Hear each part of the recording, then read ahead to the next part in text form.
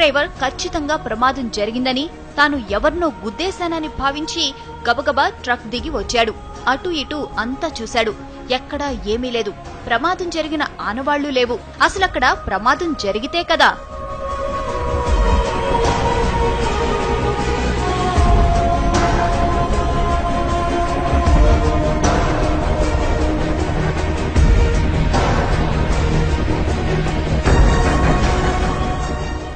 రిక్షావాలాను రక్షించిన అదృశ్య శక్తి అతన్ని రోడ్డు పక్కన విడిచిపెట్టింది. అతడు ఆరోగ్యంగా ఉన్నాడో లేదో తెలుసుకుంది. అతడు సరిగ్గానే ఉన్నాడని భావించి అక్కడి నుంచి మెల్లగా వెళ్లిపోయింది.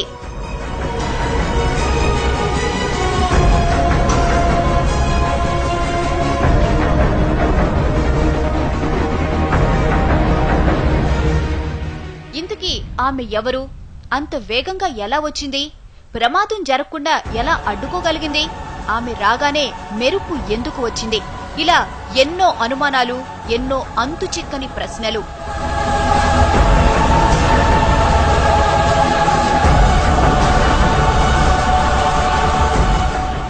అంత వేగంగా మెరుపులా వచ్చింది కాబట్టి ఆమె ఖచ్చితంగా గ్రహాంతర వాసేనంటున్నారు కొందరు. గ్రహాంతర వాసే అయితే ప్రమాదం జరుగుతుందని ముందే ఎలా ఊహించిందని ప్రశ్నిస్తున్నారు ఇంకొందరు.